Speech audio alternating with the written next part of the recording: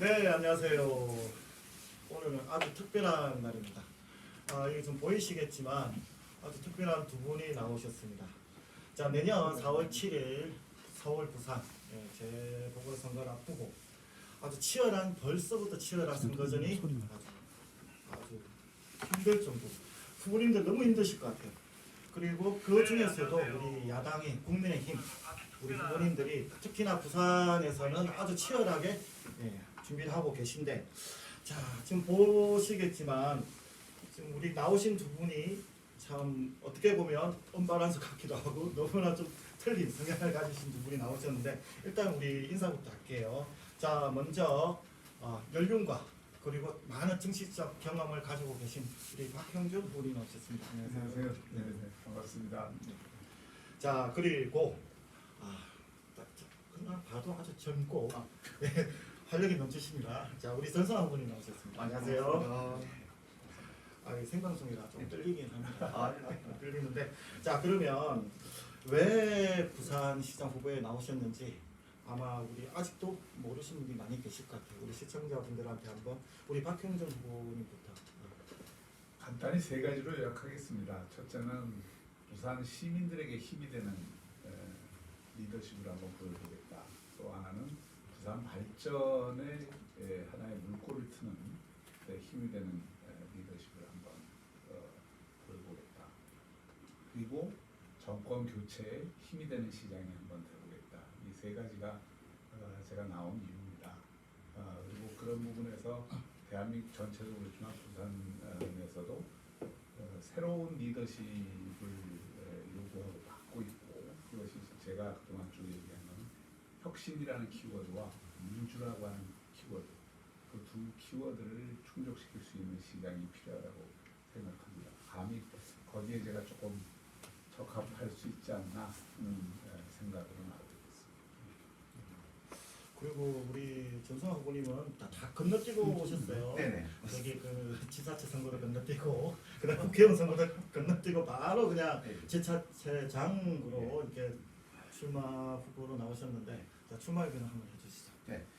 제가 부산시장에 출마의 계기는 첫 번째로 우리 부산이 지금까지 놓쳐온 것이 무엇인가, 그리고 지금까지 많은 부분에 있어서 왜 우리 부산은 지금까지 하고자 했던 것들, 그리고 해오고자 했던 것들에 대해서 실패를 해왔나. 기본적으로 우리 고수의 기본 가치는 사회 안전망이 제대로 갖춰져야 됩니다. 그리고 지금까지 그것이 소홀했습니다. 사회가 안정이 돼야지 시장 경제는 활성화가 되고요. 우리 부산 같은 경우는 특히 28%의 영세 자영업자들이 있습니다. 이분들에 대한 우리 정책이 필요하고, 지금까지 우리는 큰 사업들을 추진해왔지만 거기에 대한 배려가 부족했습니다. 우리 부산시는 큰 사업도 해야 되지만 이런 영세 사업자들을 보살펴줘야 됩니다. 우리 부산이 시민을 안고 또 우리 보수가 다시 서는데 제가 할 역할이 분명히 있을 것이라고 보고, 새 시대의 또 대전환을 위해서는 우리 신세대의 정책으로 또 우리 부산을 제시해보고 싶습니다.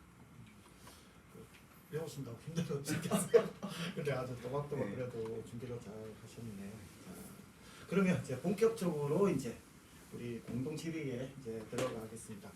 자, 부산은 정말 큰일 났습니다. 지금 한 해 5만 명 이상의 청년들이 다 빠져나가고, 이제는 누가 그러죠? 정말 이제 노인과 바다가 되는, 진짜 노인과 바다라고 해도 과언이 아닌, 이러다가는 정말 뭐 일할 사람도 없고 그냥 큰일 날 것 같아요.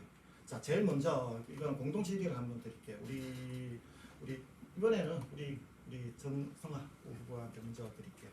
그 청년 이 유출 그리고 이 고령화 사회에 대한 어떤 정책이 있으신지. 네, 첫 번째로 청년이 유출되는 것은 그 양질의 일자리 지속 가능한 그 다양성과 그리고 확보가 안 돼 있기 때문에 청년들이 자기가 어떤 일을 할지에 대해서, 그리고 무엇을 할 수 있는 그런 상황이 안 되니 그걸 찾아 떠납니다.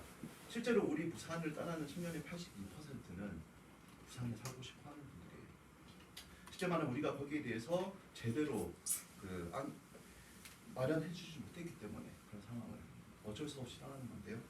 그걸 바로잡기 위해서는 무엇을 원하는지 청년이, 그리고 어떤 분야에서 우리가 청년을 위해서 다양한 혜택을 줄 수 있는지, 아니면 그 여건을 마련해 줄 수 있는지에 대해서 청년들로부터 직접 듣는 게 중요합니다. 그래서 청년들한테 항상 소통하고 또 들을 수 있는 그런 체계를 우리는 만들어야 될 것입니다. 알겠습니다. 자, 우리 박호님. 뭐 말씀하신 진단은 잘 된 것 같고요. 핵심은 그거죠. 지금 우리 부산이 다른 시대의 흐름, 우리 다른 빠른 속도에 미쳐서 제대로 못 따라가고 있는 거죠. 그리고 그 못 따라가는 것 때문에 격차가 점점 벌어지는 거거든요. 그 공간이 뭐냐, 그 격차가 뭐냐, 저는 혁신 역량이라고 생각합니다. 부산의 혁신 역량을 대표하는 두 개가 있는데 하나는 대학이고 하나는 산업입니다. 그러니까 대학이 죽으니까 산업이 죽고 산업이 죽으니까 대학이 죽습니다. 그러면 이걸 어떻게 살려야 되냐? 죽은 걸 다시 살리면 거기서부터 시작해야 됩니다. 그러니까 대학을 살려야 산업이 살고 산업이 살아야 대학이 살고 그리고 이거를 따로따로 살리는 게 아니라 연결해서 살아야 되는 거죠. 그래서 대학이 살면서 산업이 살고 산업이 살면서 대학이 살려면 대학 자체가 이 기업지향적인 또 취업지향적인 대학으로 바뀌어야 되고 산업도 사람을 구해서 좋은 사람을 구해서 써야 자기 경쟁력이 높아지는 거니까 더 대학 가까이 가려고 해야 됩니다. 그래서 이 산업과 대학의 끈을 메어주는 것부터 그 일부터 시작해야 이 혁신 역량이 충족이 될 수 있다고 봐요. 그게 전 세계 성공하는 혁신 도시들하고 부산하고 비교해 보면 결국 부산에 부족한 것과 다른 성공한 혁신 도시들이 성공하는 이유 딱 그겁니다. 대학의 경쟁력, 산업의 경쟁력 그 두 개의 관계. 그걸 새로 시작하는 것으로부터 하겠다. 그래서 제가 산학협력 도시를 만들겠다라고 하는 공약을 제일 공약으로 내는 거죠. 그러면은 우리 하나 한 번 더 구체적으로 한번 더 여쭤볼게요. 네. 지금 이제 진단의 부분에서는 네. 뭐 다 우리 전 부모님뿐만 아니라 대부분이 똑같이 공감을 하실 것 같습니다. 예. 그 부분에 대해서 그 실질적인 좀 이렇게 와닿는 네. 그러니까 그런 청년 유출 관련된 네. 와닿는 뭐 수치라든지 뭐 공약이 구체적인 뭐 공약이 있습니까? 알겠습니다. 우리는 단기도 봐야 되고 장기로도 봐야 됩니다. 단기적으로 우리가 2년 내에 할 수 있는 것들이 있을 것이고 또 그 이후에 장기적으로 우리가 플랜 짜야 되는 게 있는데요. 첫 번째로 우리 부산시에서 지금 바로 할 수 있는 것 몇 가지만 제가 설명드리자면은 첫 번째 우리 부산시에서 산하기관의 통합 채용 정보 사이트가 구축돼야 됩니다. 각각에 있는 산하기관들이 다 따로 채용을 하고 있고 그리고 청년들은 이 취업을 하기 위해서 각각 다 들어가야 돼요. 하나로 모으는데 3개월이면 우리가 충분히 구축 가능합니다. 공무원 준비생 특화가 된 취업 지원 시스템이 있으면 좋겠습니다. 지금 청년들이 물론 이제 다양한 산업을 해야 되겠지만 지금 당장 필요한 것은 공무원을 하고 싶은 여러 청년들이 있는데 이 준비생들을 위해 가지고 특화된 지원 시스템이 필요하고요. 그다음에 서면에 청년 두드림 센터가 있습니다. 너무 멀어요. 강서구에서까지. 청년의 그 서부산에도 이제 분원을 하나 설치해가지고 청년들이 충분한 청년에 대한 정책을 얘기할 수 있고 또 알 수 있고 일자리 취업에 대한 지원을 받을 수 있어야 됩니다. 그리고 부산 지역에 지금 14만 개의 사업장이 있는데요. 관리 감독자가 26명밖에 없어요. 우리 사업의 안전을 위해서 이러한 관리 감독자들은 충분히 보충이 돼야 됩니다. 장기적으로 봤을 때는 저는 그 후보님과 또 동의하는 게 산업이 발전하기 위해서는 또 교육 시스템이 마련돼야 되고 이 두 개는 공존하는 관계라고 생각합니다. 그렇기 때문에 저는 조금 다르지만 저는 시립대학원을 생각하거든요. 그리고 이제 그 외국에서 MIT나 하버드 아니면 뭐 스탠포드 이런 데서 정말 훌륭한 연구팀을 우리 부산 시립대학원에 모셔가지고 그 학과를 독립하고 새로운 여러 가지 아이디어와 연구소를 만들고 그리고 후학을 양성시키는 그리고 그 후학을 통해 가지고 우리가 조금 더 그 새로운 기술을 바로바로 연계할 수 있는 시스템이 되면은 학부는 자연적으로 생길 수 있다고 생각합니다. 네, 알겠습니다. 우리 박호님 같은 경우에 정책 발표 가끔 보면 아주 수치가 명확하기도 하고 지금 과연 실현 가능할까라는 생각도 들거든요. 한번 이야기 좀 해주시죠. 그 수치 얘기하자면 너무 길어져서 그렇고 지금 말씀 굉장히 중요한 말씀인데 그 일자리가 늘어나려면 세 개가 잘 돼야 되거든요. 일단 기업이 투자를 해주고 그것도 창업이 활성화되고 그 환경을 만들기 위해서 제가 1조 2천억 정도의 그 창업 펀드를 만들겠다는 것이고 그게 요즘하고나 싱가포르의 지금 여러 창업 자본이나 이런 것들이 연결을 하고 있습니다. 그 MOU도 맺고 그래서 어쨌든 여기에서 창업 자본들이 들어오고 창업이 활성화될 수 있다는 그 기회의 구조가 생겨야 학생들도 덤벼들고 또 청년들도 덤벼드는 겁니다. 그게 한 축이고 또 하나는 이게 직업의 미스매칭이 굉장히 많습니다. 지금 말씀하신 그런데 그래서 이 미스매칭을 그 조정해 줄 수 있는 여러 가지 그러니까 한쪽은 뭐 흔히 얘기하는 물이 너무 높고 한쪽은 너무 일자리의 수준이 떨어지고 이런 그 영역들도 많고 사실은 지금은 약간의 직업 훈련을 그 통해서 얼마든지 그 미스매칭을 해소할 수 있는 방법이 있거든요. 또 몰라서 취업이 안 되는 경우가 많잖아요. 이런 것들이 이제 부산시 차원에서는 그런 미스매칭이나 또는 굳이 정보가 부족해서 이 취업이 안 되는 것들을 연결해주는 그런 그 촉매제 역할은 해야 되는 거죠. 네, 뭐 더 많은 얘기 이 얘기만 해도 한 끝도 없을 것 같아요. 근데 이제 또 그런 또 다음 얘기를 좀 해야 되니까 또 이거는 또 다음 기회에 또 구체적으로 듣기로 하고요. 자, 그 다음 문제가 아주 또 있습니다. 이제 부산 경제는 바닥이죠. 완전 바닥인데 뭐 심지어는 그런 얘기를 합니다. 분당에 있는 한 구도 안 되는 테크노밸리의 GDP가 우리 부산 전체 GDP보다 높죠.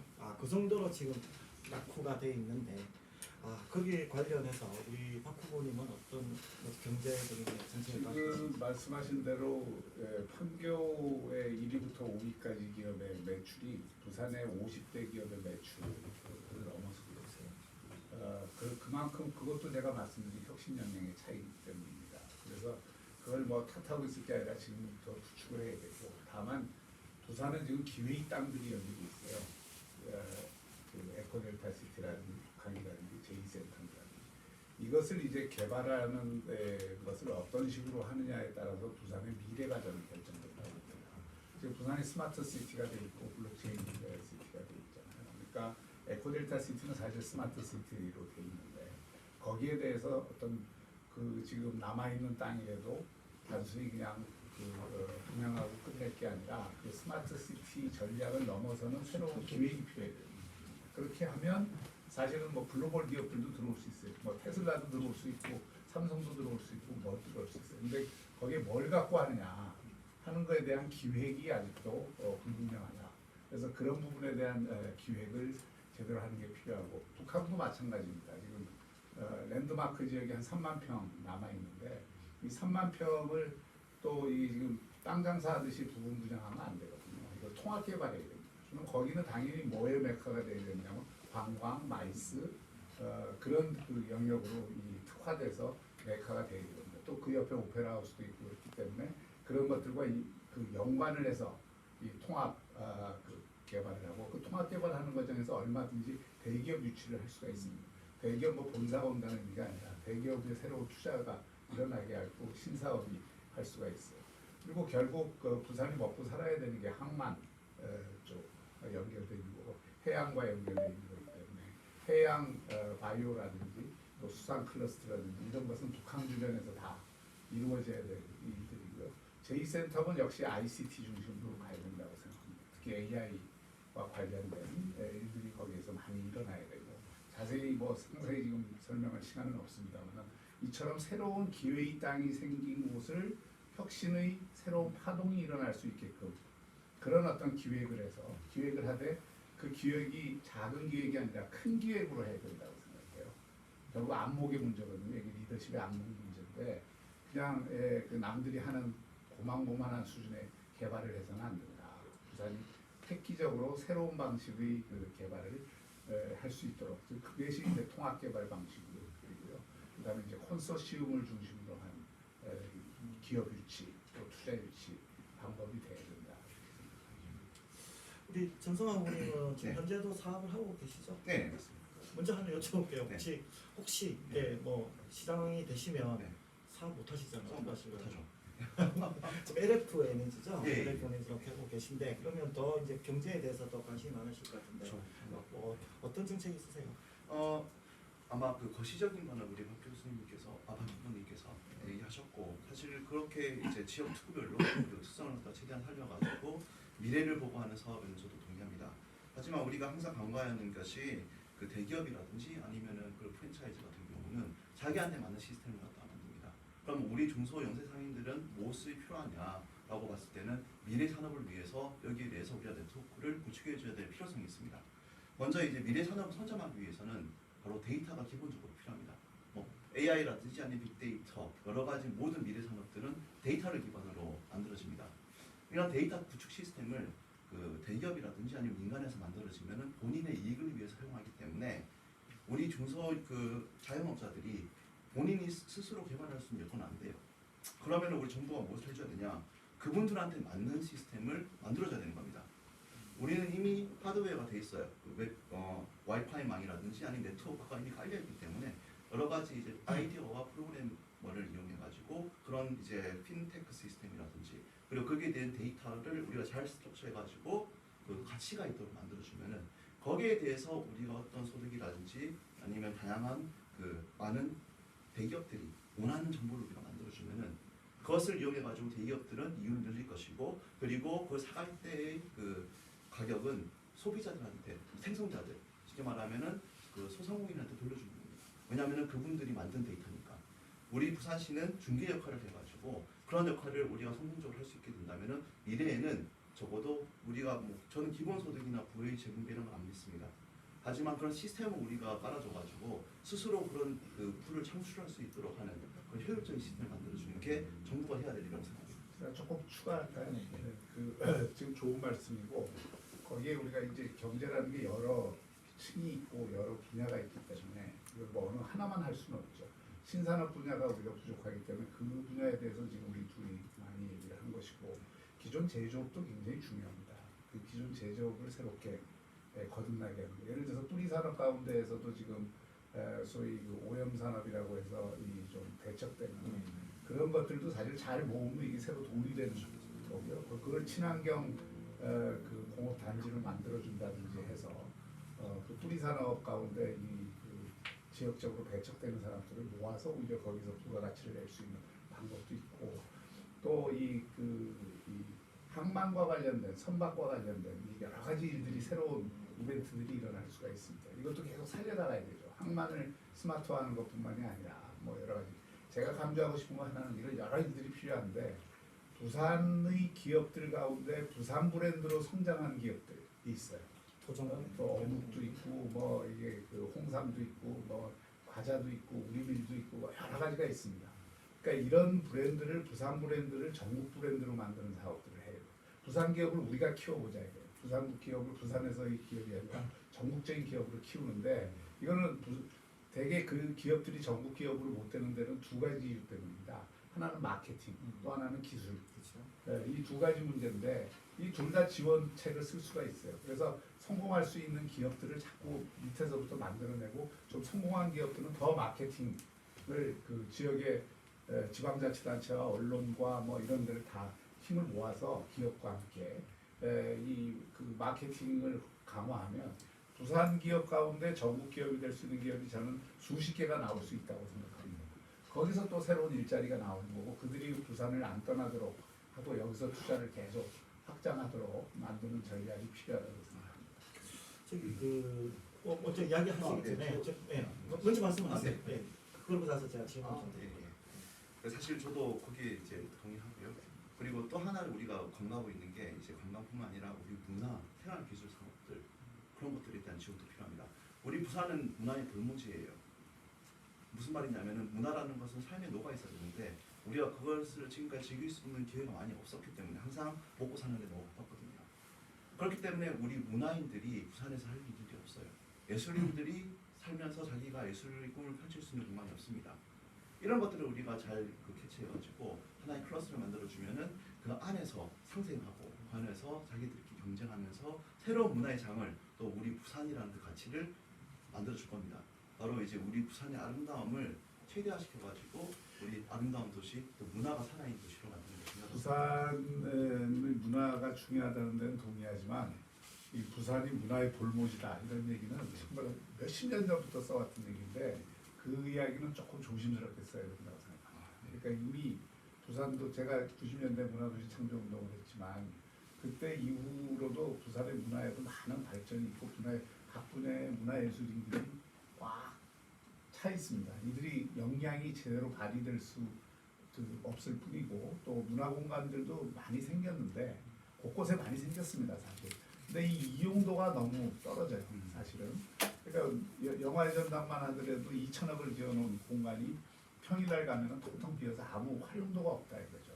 이렇게 시설을 운영하면 안 되는 겁니다. 지금 말씀하신 것처럼 문화도시를 위한 인프라도 그동안 많이 늘어나고 예술인도 문화예술인 또 전문가들도 많이 늘어났는데 왜 시민들의 문화생활이 일상적으로 더 확산되지 않느냐. 그것은 정말 그 연결해주는 프로그램과 전문가들 또 그런 데 대한 관심과 투자 이런 것들이 좀 부족했다는 것을 얘기하는 거니까 그런 잠재력을 조금만 더 키워주면 부산이 결코 문화의 볼모지는 아니다. 지금은 이런 생각은 좀 이따가 이게 상호 토론을 하고 있어요. 네. 있는데 그래서 이게 그죠? 퓨전을 합시다. 퓨전을 네. 하시죠. 예. 그래서 일단은 제가 한 분씩 제가 좀 날카로운 질문을 좀 드려야 될 것 같아요. 왜냐하면 제가 토론을 준비하면서 좀 여쭈고 싶은 뭐 그런 후보님들한테 그런 게 있어서 먼저 제가 전성호 후보님한테 네. 여쭤볼게요. 지금 사업을 하시죠? 예. 사업을 하시는데 그 지역이 부산이 아니죠? 창원하고 네. 분당인가요? 그쪽에 있죠. 그리고 예, 이제 그, 수도권에 있죠. 네, 서울시 거기 있고 창원에랑 그 강릉에도 있습니다. 그래서 많은 분들이 궁금해하시는 게 네. 아니 그 본인 사업체도 아, 예. 예, 부산에 없으면서 무슨 다른 기업들을 부산에 유치할 수 있느냐 그건 좀 안 맞지 않냐라는 게 하나가 있고요. 예, 예. 하나는 아까 그 데이터 시티 말씀을 하셨잖아요. 네. 그 데이터 시티는 좋은데 네. 지금 일단 우리 그 부산 현재 물론 이제 4차 산업도 가야 되고 여러 가지 있겠. 현재 이제 구조는 거의 자영업 비율이 상당히 높죠. 그러니까 좀 동떨어져 있다. 1년 어쨌든 1년 반 시장이잖아요. 네. 너무 동떨어져 있는 그런 정책이 아닌가. 데이터 시티에 대해서 부산 시민들이 과연 얼마나 그게 자기한테 그러니까 나한테 이렇게 와닿을까. 되게 좀 멀다라는 그런 두 가지가 있는데 좀 어떻게 생각하세요? 뭐 LF 에너지 같은 경우는 원래 그 설립돼 있었던 회사에 제가 인재 투자를 한 거였고요. 예, 왜 그러냐면 이 회사가 못 하고 있었어요 사업을. 왜냐하면 세계 최초로 이런 그 아이디어를 가지고 하다 보니까 은행에서 대출도 못 받고 사업가들이 여기에 투자가 안 되고 사업을 시작을 못 하고 3년 동안 계류돼 있다가 이제 파산 직전에 저를 만났고 이제 제가 이런 사업은 너무 괜찮은 사업이라고 생각이 돼서 왜냐하면은 그 회사가 돈을 벌면 벌수록 지구가 좋아지니까요. 기온난가스를 그왜 부산에서 안 하시고 딴 데서 했어요? 그러니까 제가 아, 회사가 원래- 맞는 게 아니고 아, 원래 거기 회사가 있었고 거기 엔젤 투자를 하고 이제 내가 이거를 진행하다 보니 어쩌다 보니 이제 대표이사가 된 거라서 사실 부산에 오래 옮기려고 했어요. 아 그래 옮기실 네, 거예요? 오래 옮기려고 했는데 본사를 이제 시장 선거 끝나고 이제 해야 되고 해서 아이고 혹시 뭐 시장이 안 시장 되시더라도 안 되면 옮기실 어차피 거예요? 대표이사를 그만둬야 되고 아 그러니까 시장이 안 되시더라도 옮기실 거예요? 네, 시장이 안 되더라고요. 아 그건 분명히 약속. 네, 시장이 원래 되면 옮기면 안 돼요. 그것 때문에 아 그러니까 중계가 그렇죠 있기 그렇죠. 때문에 네. 그래서 시장이 안 되면 옮길 거고요. 그 다음에 또 이제 저는 부산에 또 3대째 거의 한 70년 가까이 부산에 살고 있습니다. 그리고 저희 가족도 계속 부산에 살고 있었고 제가 이제 외국에 유학을 오래 했지만 방학 때마다 부산에 와서 계속 살아왔고요. 네. 그렇기 때문에 부산 사람인데 부산 시장에 못 나간다는 것은 좀 아닌가. 아 그만은 아니고 그 정책이 네네. 그 데이터 시티라는 정책이 너무 이렇게 부산 시민들이 생각하는 그런 경제 활성화에 비해서 좀 먼 게 아니냐. 아, 가깝지 않다. 그 부분은 제가 네. 설명드리겠습니다. 충분히 가능해요. 왜냐하면 지난번에 이거 말씀드렸던 것처럼 자영업자들을 위한 시스템이고 고령자들을 위한 시스템이에요. 첫 번째로 아까 이미 설명드렸기 때문에 경제 순환 시스템에 대해서는 생략하고요. 고령자분들이 가장 우리가 이제 해줘야 되는 게 뭐냐면 병이 안 걸리게 해줘야 돼요. 이게 맞춤형 예약을 해야 되고 예방 예약을 하기 위해서는 데이터가 필요합니다. 그게 모든 게 데이터 기반이거든요. 그렇기 때문에 이런 데이터가 또 4차 산업의 가장 기본인데다가 또 지금도 하고 있습니다.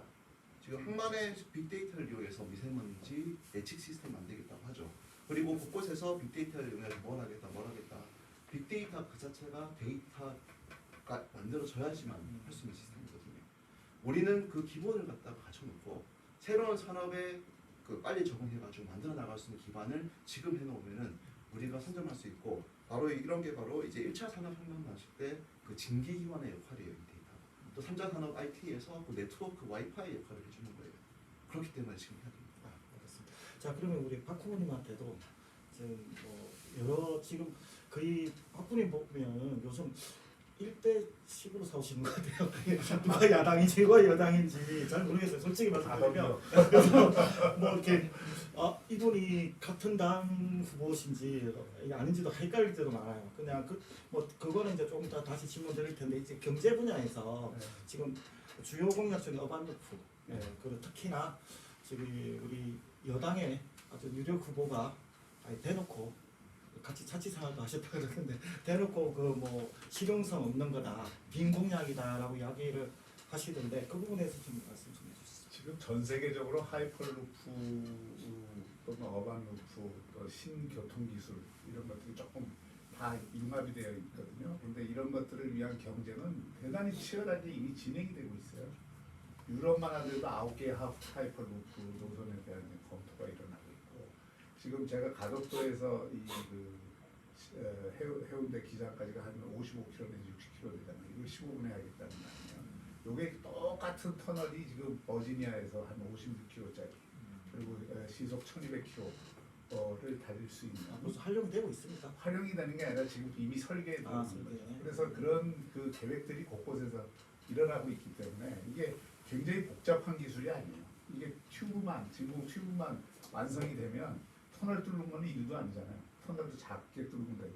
그리고 부산은 전부 이게 안반이지 않습니까? 밑에가 대신도가 안반이기 때문에 뚫고 얹으면 되는 거예요. 그럼 갈 수 있어요.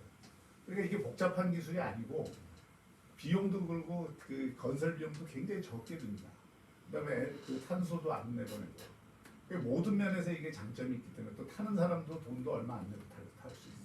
모든 면에 장점이 있기 때문에 다 눈을 부라리고 지금 이걸 개발하고 누가 먼저 이거를 장착하느냐 이 경쟁을 하고 있는 거거든요.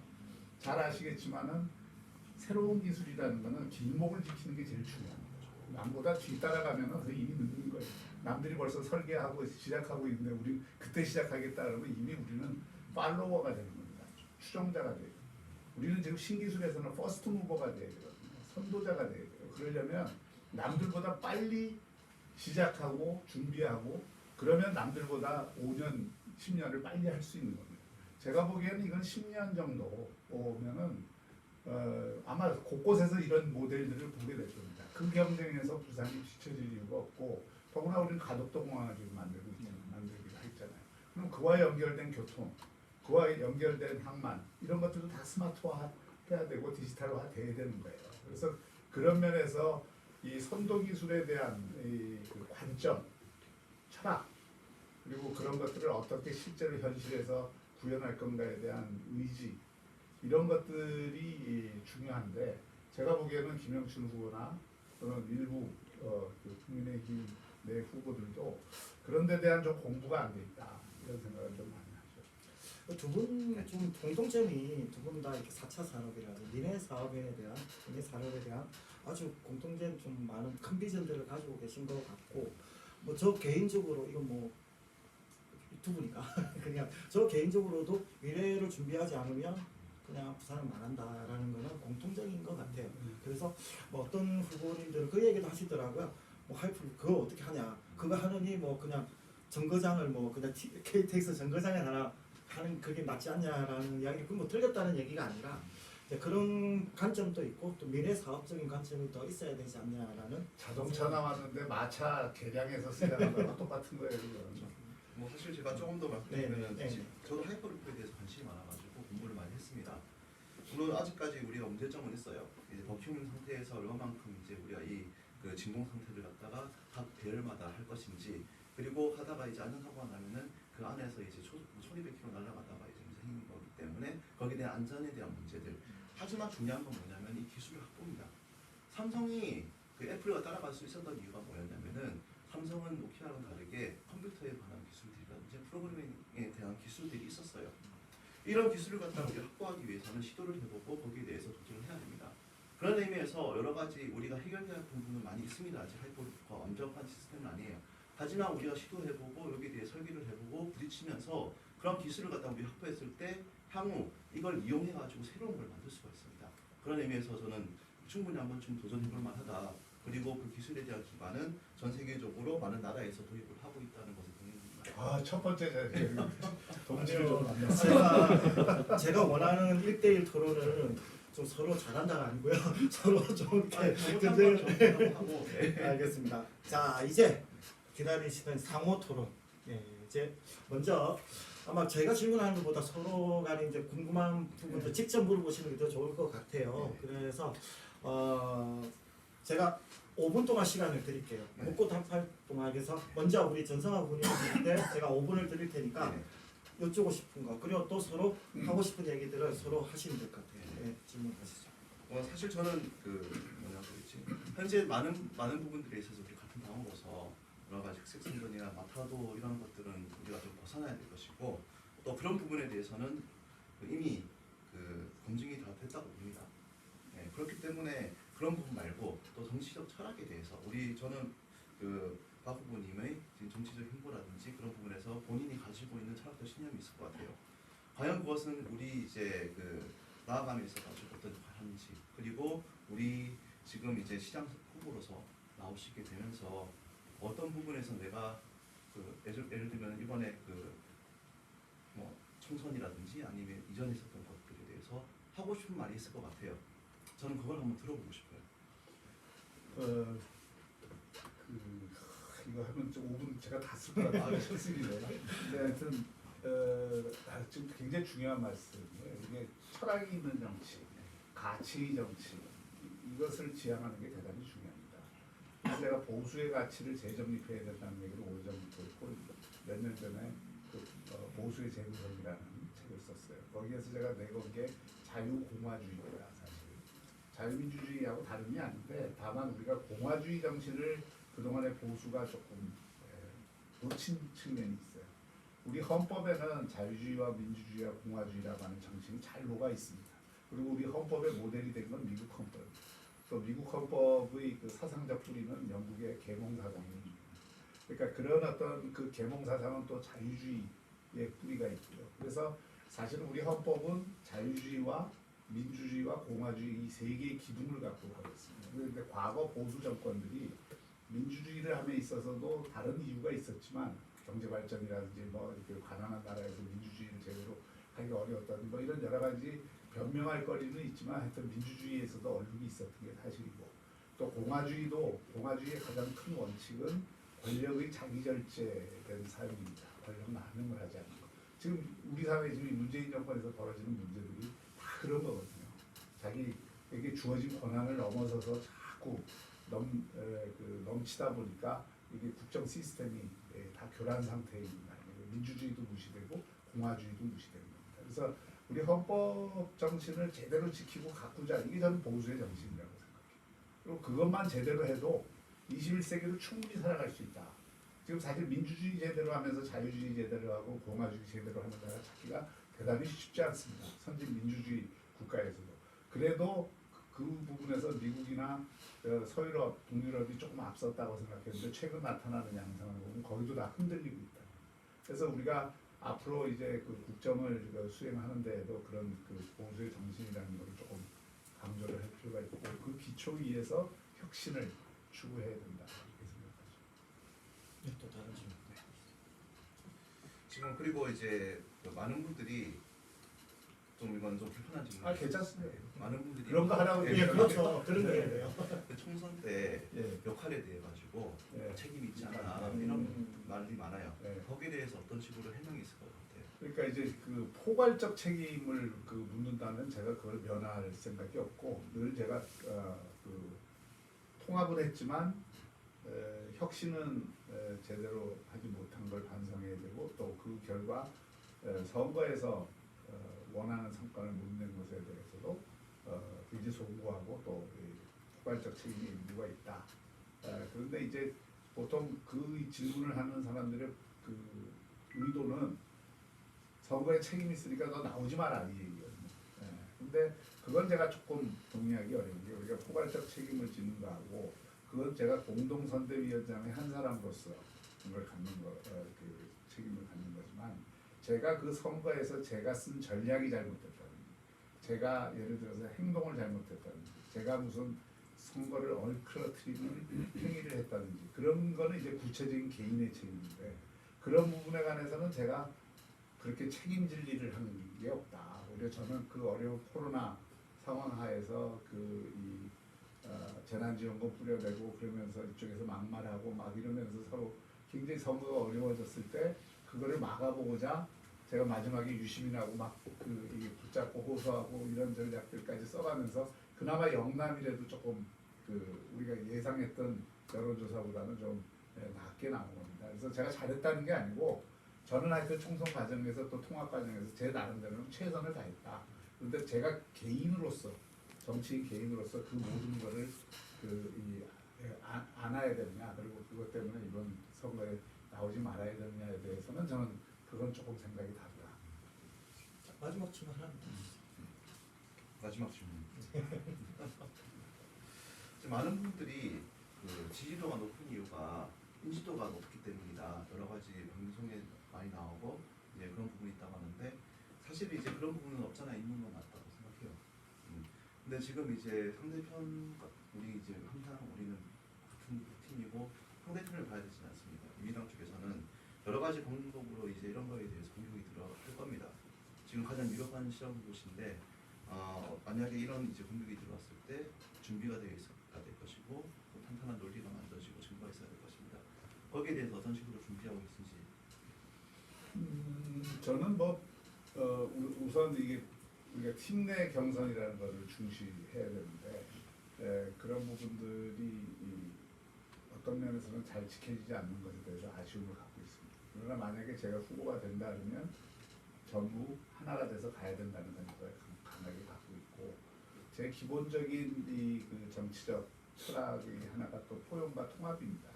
그래서 그런 팀의 힘을 가지고 그 역량을 가지고 상대하고 맞서야 되는 거고 저는 상대가 예를 들어서 정책이라든지 전략이라든지 부산 발전 방안이라든지 비전 이런 거 갖고 논쟁을 하면은 얼마든지 제가 대응할 수 있고 또 할 수 있다고 봅니다. 그런데 그걸로 끝나지 않겠죠. 여러 정치공학적인 이 술수를 상대가 펼 수도 있는데 그런 부분에 대해서는 정말 우리 당이 함께 맞서서 싸워줘야 된다고 생각하고 그 선두에서 얼마든지 저는 저에 대한 개인적인 네거티브나 이런 것도 당내 지금 과정에서도 그렇지만 당당하게 맞서 이겨낼 수 있다고 봅니다. 네. 딱 5분이네요. 네. 그렇습니다. 자 그러면 우리 정치 후배이기도 하고 정말 저희가 생각을 해도 이런 후배분들이 다 그저 당에서 네. 잘 커야 그 다음에 또 새로운 그저 또 인물들이 나오는 건데 자 그럼 5분 동안 또 묻고 싶은 질문. 저는 우선 우리 전성아 후보가 이번에 시장 출마에 낸 용기를 높이 합니다. 실제로 이렇게 젊은 분들이 도전하는 이런 모습을 보이는 게 시민들한테도 굉장히 좋은 국민의힘에 대한 이미지를 좋게 하는 데도 그렇고 앞으로 희망을 걸 수 있게 하는 거라고 생각하고 또 거기다 역량까지 갖췄기 때문에 상당히 앞으로 우리가 주목해야 될 후배님이다 이렇게 생각하는데 이제 좋은 건 여기까지. 네, 이제 긴장을 좀 했습니다. 근데 이게 정치도 전문 과목이거든요. 그러니까 이게 정치도 나름대로 훈련이 필요하고 근육이 필요해요. 안철수 남 얘기를 해서 그렇지만 안철수 후보도 처음 나왔을 때 얼마나 좀 이렇게 정치적으로 훈련이 안 돼서 여러 번 시행착오가 겪으면서 요즘은 굉장히 그래도 좀 노련해졌다 할까 또 메시지도 힘이 붙었다 할까 이런 걸 느낄 수 있잖아요. 그러니까 이제 우리가 캐치업하고 이렇게 따라잡고 도약하는 건 얼마든지 좋고 그런데 사실 이게 정치를 조금 긴 과정 호흡으로 생각을 했으면 좋겠습니다. 그래서 이제 그런 부분에서 정치에 대한 생각을 제가 다른 후보 보니까 정치를 굉장히 우습게 알더라고요. 정치인들을 기존의 정치인들을 다 나이 든 사람으로 치부하고 이러면 좀 안 되거든요. 그러니까 제가 보기에는 거기에도 다 이게 축적의 시간이라는 게 있고 숙련이 있고 또 이게 전문성이라는 게 있는데 그런 부분에 대해서 정치를 좀 우습게 보는 거 아니냐 이런 얘기를 들었을 때 어떻게 답하시겠어요? 저는 정치를 우습게 보지 않습니다. 왜냐면은 저는 이제 영국에서 20년 동안 이제 청년기를 보냈는데 이 정치라는 것은 내공이 쌓여야 돼요. 토니 블레어가 40대 때 이제 총리가 될 수 있었던 것은 20대 초반부터 정치에 뛰어들어가지고 3년 수준 다 겪었기 때문이고요. 마크롱도 마찬가지입니다. 사람들은 마크롱 대통령 나이만 보는데 이분도 20대부터 열심히 10대부터 했죠. 10대부터 열심히 했고요. 그런 기본적인 과정이 있었고 거기에 대한 기본적으로 숙련되고 자기가 가지고 있는 역량을 잘 펼쳐왔기 때문에 대통령도 될 수 있었고 총리가 될 수 있었다고 봅니다. 점잖은 법 하나만으로 모든 것을 갖다 헤쳐 나갈 수 있다고 생각 안 하고요. 단지 지금 내가 이 그 정치라는 것을 이제 들어오게 된 것은 바로 필요성과 또 지금 우리 보수가 가지고 있는 가장 본질적인 문제를 해결해야 된다는 믿음이 있었습니다. 무엇이냐면 지금 30, 40대의 그 척추 라인이 무너지고 또 20, 30대가 가지고 있는 보수에 대한 편견이 빨리 퇴색하지 않으면 우리 보수의 미래가 없다고 생각했습니다. 그럼 누군가가 이걸 바꿔줘야 되는데 저는 항상 이것을 바라기만 해왔어요. 누군가가 새로운 사람이 오면 이걸 바꿔주겠지. 그 새로운 사람이 나타난다면 난 이 사람을 지지할 거야. 하지만 항상 저는 바라만 해왔고 행동하지 않았구나.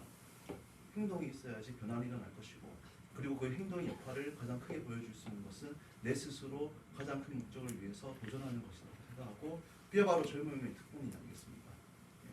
네, 그 이어서 제가 좀 말씀드리면 그럼에도 불구하고 정치는 의사를 결정하는 거잖아요. 네.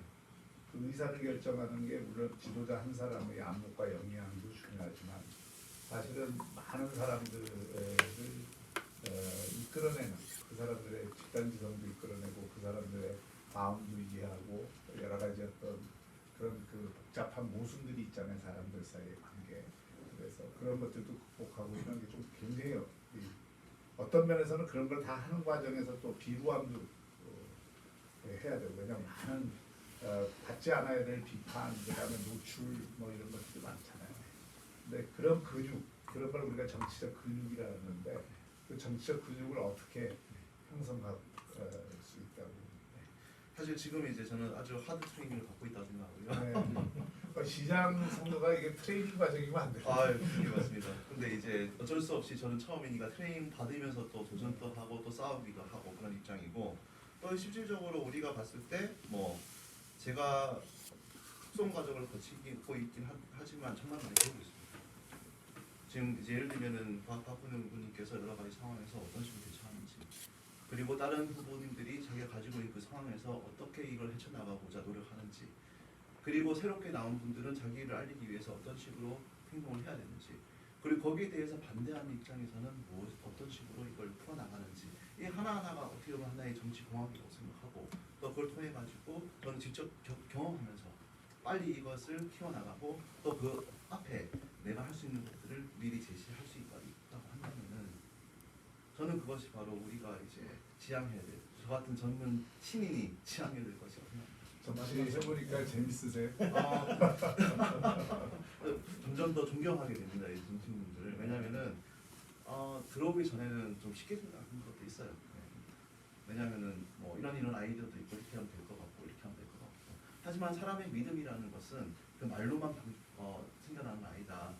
어떻게 무엇을 해왔고 그리고 그거에 대해 평가가 있을 것이고 지금 내가 무엇을 하고 있는 것에 대한 평가가 있을 것이고 내가 미래에 무엇을 할 수 있을 것에 대한 평가가 한 사람의 정치인을 판단한다고 생각합니다. 그렇기 때문에 그것을 내가 하나하나 차곡차곡 쌓아 나가야겠구나. 그리고 두 번째로는 어떤 식으로 이것을 쌓아 나가야 내가 미래에 더 많은 일들을 할 수 있을 것인가에 대한 그런 그 청사진은 그려지고 있다고 생각되기 때문에 절대로 저는 이것이 의미 없는 도전이 아니다. 그리고 제가 얘기하고 있는 여러 부분이 누군가가 시장이 되든 이 아이디어를 갖다 쓸 수 있게만 만들어진다면은 그것 또한 무의미하지 않다. 네. 네, 그렇게 생각합니다. 정치 영역이 계속 머물러 있을 거죠. 네, 뭐 저는 내가 이게 들어가면 안 되는데. 아니 뭐 이제 5분 딱 됐습니다. 네. 5분 됐고 두 분 말씀 들으면서 사실은 10년 후가 오늘 10년 후가 좀 기대가 됩니다. 뭐 제 개인적이긴 하지만 10년 후에 지금의 우리 박 후보님이 도전하는 이 똑같은 형태에서 도전하면서 뭔가를 하지 않을까. 그리고 박 후보님은 이제 더 큰 대한민국을 위해서 뭔가를 하셔야 되지 않을까. 저 혼자 생각이긴 한데 이제 그러면서 그죠 이게 더 큰 비전을 가지고 갈 수 있는 어떤 두 분의 어떤 활약을 계속 기대하게 됩니다. 제가 말 좀 하죠. 자, 그다음에 대본이 있어가지고 읽었습니다. 읽었고, 자 그리고 지금 벌써 시간이 다 되어 가네요. 자, 그래도 이거는 한 번씩은 여쭤보고 가야겠는데, 뭐 부산도 중요하지만 이 대한민국 정치 이게 이대로 안 되지 않습니까, 그죠? 이 부분에서 어떻게 바꿔야 될지 우리 먼저 바꾸고. 어떻게라고 얘기한다면 리더십을 바꿔요. 그러니까 그런 의미에서는 다음 정권 교체가 저는 정말 중요하다고 생각하고, 문제는 정권 교체를 하는 것도 중요하지만 새로 그 정권을 수임받는 사람들 그 세력이 얼마나 탁월한 리더십을 발휘할 수 있냐, 또 그 리더십의 조건인 안목과 통찰력과 역량과 일머리와 이런 것들을 가질 수 있냐, 이게 중요하다고 생각해요. 지금 사실 그런 부분에서는 불안한 면이 없지 않아 있습니다. 국민들이 지금 저쪽에 대해서 굉장히 비판을 하고 이건 도저히 안 된다, 뭔가 바꿔야 된다 그렇게 생각하는데, 이쪽으로 고개를 들려보면 이게 조금 만족스럽지가 않은 거예요. 그래서 이런 문제들을 정말 국민의힘이 새로운 리더십이 어떤 대안적 세력으로서 국민들에게 선보일 수 있고, 그 안에 대안의 내용은 뭔가, 그 컨텐츠는 뭔가, 이런 것들을 채워내고, 또 그 컨텐츠를 만들어내는 새로운 상징적 자원으로서의 인물이 부상을 해야 됩니다. 저는 뭐 기존에 있는 후보들 가운데에서도 새롭게 부상할 수 있고, 정치라는 건 살아있는 역동적인 생물과 같은 거니까, 아니면 새로운 사람이 또 부각될 수도 있겠죠.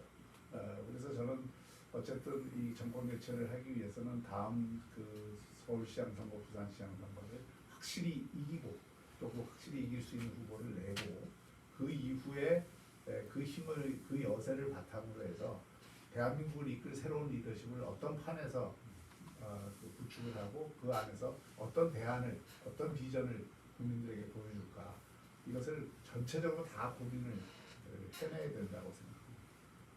자, 대한민국 정치 네. 뭐가 문제고 뭐 어떻게 바꿔야 될까? 저는 먼저 과거의 이념적 정치에서 우리 벗어나야 합니다. 언제까지 우리가 1900년대 우리 식민지 때 친일과 그때는 내국이죠. 지금의 친일 다르다고 봅니다. 왜냐하면은 지금의 친일은 어떻게 보면 사업을 위해 가지고 함께하는 동반자로서의 친일이라고 하는데, 그걸 똑같이 보면 안 돼요. 역사와 정치는 별개가 되야 됩니다. 역사는 역사대로 보고, 거기서 우리가 이제 거기에 대해서 절대로 그런 일이 일어나지 않도록 하고, 청산을 하고 싶으면 하시는데, 그렇다고 해서 지금 현재와 그 역사를 연관시켜 가지고 우리 산업을 퇴화시키면 안 됩니다. 우리가 가장 가까운 무역 국가가 바로 일본이기 때문입니다. 그리고 두 번째로는 그리고 또한 예전에 가지고 우리가 이제 여러 가지 분단 국가임에도 불구하고 여러 가지 이념적으로 사회주의라든지, 사회주의와 또 공산주의는 다르거든요. 공산주의는 우리가 맹렬하게 비판하고 우리가 거기에 대해 가지고 그걸 떨어뜨려야 되는데, 또 사회주의적인 면에 있어서는 우리가 그쪽에 대해서 가지고 있는 생각을 무조건 혼합해 가지고 사용하면 안 돼요. 그럼 공산주의와 사회주의, 친일과 그때 1900년대 친일과 지금의 친일 따로 보면서 우리가 나가야 될 방향은 진정한 보수가 무엇이고 진정한 진보가 무엇이냐, 그 철학적 관점에서 우리 나라만의 기초를 만들어줘야 돼요. 영국 같은 경우는 300년 동안 이 보수의 가치가 만들어져 왔습니다. 그 역사 속에서 많은 과정을 거쳤고, 우리나라보다 훨씬 더 심각한 그런 그 대립과 그런 그 전쟁이 있었습니다. 우리나라 같은 경우는 속성적으로 이게 발전하다 보니까 거기에 대한 철학적 그 가치가 어떻게 형성이 되어 있는지 지금 뒤돌아서 생각해 볼 수 있는 타이밍이에요. 여러 가지 독재 정권을 우리가 겪어왔고, 또 그리고 그 안에서 경제 성장을 이루어왔고, 그리고 민주화 과정을 거치면서 또 그 실질적으로 이제 민주적인 대통령이 만들어지고, 또 그 사이에서 서로 이제 진보와 보수가 공방하면서 새로운 이제 민주주의 기틀을 갖다 마련하고 있는 중이라고 생각합니다. 아직까지 우리나라의 민주주의는 완성이 되지 않았다고 생각해요. 보수는 진정한 보수의 가치가 무엇인지, 우리나라에 맞는 기본적인 자유시장 경제라든지, 그 다음에 안보에 관해서 확실한 그런 개념, 그리고 그 정부가 해야 될 역할, 규제의 최소화, 그리고 자유경제시장의 인정, 이런 것들을 갖다 가지고 정책적으로 접근을 해서, 예를 들면은 이번에 기본 그 전체적으로 원래 그 경제학 쪽에서 팬데믹이 있었을 때 전체 시민들한테 100만 원씩 주는 것은 전혀 도움 안 돼요. 오히려 유동성만 높아지고 그것 때문에 주식만 높아집니다. 예를 들면 이런 것들은 팬데믹이 거의 끝나갈 때 해야지 효과가 극대화시켜지고 그걸 통해 가지고 우리 사회가 더 빨리 안정을 찾게 돼요. 그럼 보수가 무슨 얘기를 했어야 되냐면은 이거 지적을 하고 그렇게 하면 안 된다고 했어야 됩니다. 두 번째로는 북한에서 지금 그 요구해 가지고 벙커들 다 부쉈잖아요. 한발선에 있는 소수들 절대 막았어야 됩니다. 무조건 이건 꼭 막았어야 되는 게 시민의 국가의 안전을 국민의 안전을 위해 가지고 지금은 뭐 전쟁 나면은 10초 안에 다 부서진다고 하더라도 CCTV가 있는 것과 없는 것의 차이는 커요. 도둑질하는 사람이 CCTV가 도둑질하는 걸 막을 수는 없습니다. 하지만 심리적으로 그것이 있다는 것만으로도 억제력이 있습니다. 그런 것들이 바로 우리 보수의 가치를 지키는 것이라고 생각을 하고요. 진보의 경우도 무조건적으로 자기가 가지고 있는 생각을 갖다가 그 뭐 번역 개혁 이런 것도 좋지만 무엇이 진보의 가치인지 한번 따져봤으면 좋겠습니다. 지금 하고 있는 여러 가지 정책들은 절대 진보가 가지고 있는 가치가 아닙니다. 네. 진보까지 가르칠 필요는 없고. 조금 더 뭐 하실 말씀 있으시면. 좋은 말씀이에요. 네. 그러니까 국가가 해야 될 역할이 한 세 가지 있는데 그게 이제 보모로서의 역할이 있고 따뜻하게 그 어려운 사람들을 돌봐야 되는 경비원으로서의 역할이 있습니다. 그거는 이제 정말 확고하게 지켜주는 거죠. 외부로부터 우리를 지켜주고 또 안전을 지켜주고 이런 지킴이 역할이 있고 또 하나 상인의 역할이거든요. 그러니까 정말 시장 경제가 잘 돌아갈 수 있도록 촉매제가 되는 그런 역할. 이 세 가지 기능이 국가가 해야 될 제일 중요한 기능. 무조건 작은 정부가 좋다, 무조건 큰 정부가 좋다. 이거는 현대 국가 그 논쟁에서는 별로 의미가 없는 논쟁이에요. 모든 정부들이 커왔어요. 사실 그걸 얼마나 효율적인 정부냐 이것이 중요한 것이고 대한민국도 지금 과거에 그나마 어려운 여건에서도 그 효율성을 기하려고 노력을 했는데 그 효율성의 구조가 많이 흐트러졌어요. 특히 이 정권 들어와서 4년 동안에 이게 돈도 뭐 펑펑 쓰지. 그 다음에 이게 상인 역할을 해야 될 때 갑자기 보모 역할을 들고 나온다든지 뭔가 이렇게 맞지 않는 그 소위 그래서 무리한 정책을 써서 역풍선, 그러니까 풍선 효과가 막 그 심해지는 역기능을 가져온다든지 대부분 경제 정책들이 그런 그걸 가졌잖아요. 부동산, 뭐 소득주 부동산 뭐 등등등 전부 아직도 그거에 있고 시장을 시장을 활성화하는 방안에 대해서 충분히 이해를 하지 않은 상태에서 시장 특히 기업 하는 사람들에 대해서 옥죄는 정책을 자꾸 쓰니까 기업하기는 점점 더 어려워지는 거죠. 그래서 이런 문제들을 하여튼 새로운 정부 아까도 제가 말씀드렸지만 한편으로는 그 혁신의 힘은 시장에서 나오는 거니까 그 시장의 그 활력을 살릴 수 있는 혁신 역량과 다른 하나 민주의 리더십은 바로 그런 공동체의 힘에서 나오는 겁니다. 그래서 그 공동체를 따뜻하게 하고 안전하게 만드는 그런 어떤 것에 대한 안을 함께 이렇게 조화를 시키는 그런 리더십을 우리가 반드시 만들어야 되겠다. 그래서 부산에서부터 그걸 한번 우리가 제대로 한번 해보자 하는 게 제 생각이죠. 짧게 한번. 네. 뭐 저도 이제 아까 거기에 조금만 더 붙이자고 한다면은 그 우리가 어떻게 이런 정치를 개혁을 하고 어떻게 하면 정치 좀 개혁이라는 표현은 쓰지 않겠습니다. 사실은 그 조금 더 발전을 할 수 있느냐. 사실은 우리는 지금까지 많이 발전해왔고 조금 더 빨리 발전할 수 있기 위해서는 그 소위 말하는 이제 308 세대가 빨리 이 정치에 입문해야 된다. 왜냐하면은 그 30대 이제 공공학번 이제 그 80년대생들을 얘기하는데 이 세대들은 저희 세대들은 이제 퍼스널 컴퓨터가 보급됐고 네트워크망을 통해 가지고 합리적으로 진실에 대해 가지고 판단할 수 있는 그런 이제 개념이 있고 그 전에 이제 우리는 민주화 운동이 끝나고 난 다음 세대입니다. 그러다 보니까 어떻게 보면은 가장 객관적으로 글로벌하게 우리 아이디어를 펼칠 수 있고 또 정치에 대해 합리적이고 그리고 판단할 수 있는 판단력이 있다고 생각합니다. 과거의 경험이 없기 때문에 거기에 대한 그 편견이 없는 거죠. 따라서 이런 새로운 그 308 세대들이 이 정치에 뛰어들 수 있게 된다면은 우리 정치가 발전한 속도는 가속화될 것이고 딱 10년 전에 이제 386 세대가 우리 정계에 입문했잖아요.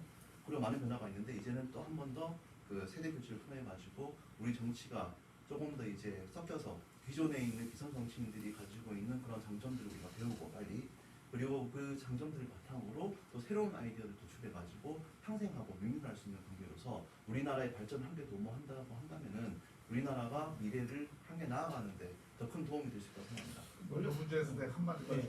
드리면 그래서 내가 혁신통합추진위원회 할 때 혁신안 중에 1번 혁신안이 뭐냐면 청년 정치 생태계를 독자적으로 만드는 거였습니다. 이 국민의힘이 당원들이 전부 고령층들이 많잖아요. 상대적으로. 그리고 밑에는 없고 청년들이 이게 자체 생태계를 만들지 못하면 아까 마크롱이나 누구였죠? 토니 블레어. 토니 블레어나 이런 또는 독일의 많은 정치인들 또 북유럽의 정치인들이 다 10대 때부터 정치를 하는 겁니다. 10대, 20대. 그래서 나이는 30대 중반이라도 이미 20년 정치 경력이 있는 사람들이 많아요. 그러니까 그 청년 정치 생태계가 살아있기 때문에 그렇거든요. 그래서 청년회당을 만들긴 했는데 그 청년회당도 또 옛날 같은 방식으로 만들어 놓으니까 지금 여러 가지 논란들이 있는데 사실은 청년정당을 만들면은 거기에다가 예산과 조직과 그 정책과 그리고 리더십, 그 함양, 교육 이런 것들을 다 독자적으로 줘야 됩니다. 그리고 그 안에서 청년 리더들이 나오도록 만들어줘야 되거든요. 근데 아직 거기까지 못 가고 있어요. 그래서 저도 아주 전적으로 동의하는데 좀 청년 리더들이 많이 나왔으면 좋겠다. 사실 오늘 좀 기대한 건 불꽃 튀는 토론과 반복과 지금 반복했잖아요. 그래서 근데 사실은 지금 많은 아마 우리 박홍민 마찬가지, 정윤 마찬가지고 많은 곳에서 이렇게 좀 이런 토론회를 하셨을 거예요. 근데 제가 항상 느끼는 게 뭐냐면 너무 이렇게 그 사적인 인신공격에 가까운 뭐 이렇게 뭔가 확인하지 않을 그런 마타도에 가까운 그냥 계속 이렇게 그런 부분들이 많고 오히려 정말 듣고 싶어하는 나 우리 어떻게 하면 잘 살게 해줄 거냐 어떻게 하면 부산 살릴 거냐라는 얘기를 듣고 싶은데 모두 웬만한 그저 이게 토론회나 이렇게 가보면 서로 그냥 개인적인 이야기하고 뭐 서로 그러다가 마는 것 같아요. 근데 오늘 뭐 1시간이지만 이렇게 그것보다는 실질적인 어떤 서로의 어떤 제가 그저 각자 후보님들이 가지고 계시는 어떤 적극적인 부분들을 서로 또 공감을 할 수 있다는 거. 아까 그 좋은 말씀 하셨던 누가 되든 이제 또 같이 할 수 있고 그럴 것 같아요. 누가 되시든 간에 누가 후보가 되시든 간에 결국은 이제 같이 또 네. 움직이셔야 되기 때문에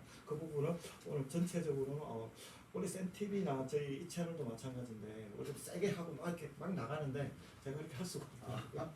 자 그리고 그러면 이제 마지막으로 이제 우리 이제 부산 시민들에게 좀 못했던 말. 네. 나 이제 내가 후보로 나가서 내가 시장이 되면 이렇게 할 테니 꼭 한번 저를 믿고 해달라는 이제 마지막 우리 멘트 저쪽 카메라 보시고 네. 우리 전웅이 카메라거든요. 네, 저쪽 카메라 보시고 이제 마지막 한번 말씀 주시죠. 사실 저희는 같은 또 팀이고 또 그렇기 때문에 정책을 위주로 우리가 얘기하는 게 맞다고 생각하고 그렇다고 해서 제가 공격을 못하는 건 아닙니다. 마음 먹으면 아주 잘하시는데 지금 간질간질한데 좀 참고 있네요. 다행이네. 네, 저는 이제 부산을 또 부산답게 또 시민다운 열정과 이제 또 새로운 철학으로 이 참신한 정책으로 대결할 것이고요. 또 보수에서 제가 가지고 있는 역할 충분히 있다고 생각합니다. 그리고 우리가 지금까지 소홀히 해왔던 것들에 대해서 제가 많은 생각과 정책을 또 만들어낼 것이고요. 또 이를 통해서 우리 다 함께 그 부산의 미래를 향해서 제 고향 부산을 위해 가지고 저는 끝까지 최선을 다할 것입니다. 잘 부탁드리겠습니다. 자, 이쪽 카메라. 이게 생방송의 룰입니다. 자, 이쪽 카메라 보시면. 네, 감사합니다.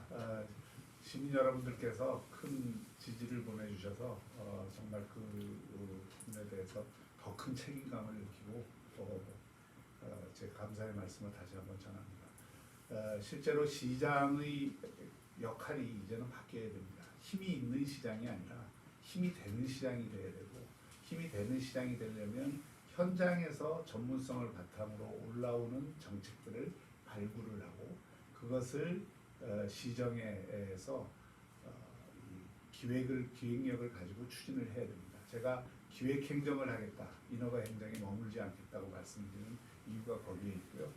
공무원이나 관료사회가 되나 안 되냐만을 따지는 것이 아니라 시민생활 곳곳에서 또 우리 경제 곳곳에서 이 막힌 곳을 뚫어주고 또 실제로 새로운 물꼬를 트는데 앞장서서 현장의 문제를 해결할 수 있는 그런 시정으로 바뀌도록 한번 앞서 보겠습니다. 내게 힘이 되는 시장 박형준이 되겠습니다. 감사합니다. 확실히 라이브죠. 이렇게 커피도 흘려가면서. 이게 또 절대 녹화 아니라. 녹화는 아니라는 걸 드리겠습니다. 자 오늘 이렇게 보통 이게 토론이 끝나고 나면 뭔가 아쉽고 아쉬운 것보다 뭐라 그래서 아니 뭔가 찝찝한 마음이 찝찝함이 있는데 오늘은 그래도 많은 정책 얘기가 오가고 이제 그런지 좀 약간 후련하다 뭔가를 알 것 같다는 생각은 좀 드네요. 하시는 게 많이 있어요. 네, 그렇죠. 자 오늘 두 분 나와주셨고 오늘 1시간 동안 우리 같이 해주신 시청자 여러분 너무 감사합니다. 자 오늘 나와주셔서 너무 감사합니다. 감사합니다. 네. 고맙습니다. 고맙습니다. 아유 오늘 진짜 좋았어요. 이런 시간은 좀 많이 들었어요. 그러니까요. 아유, 감사합니다. 고맙습니다. 아, 아,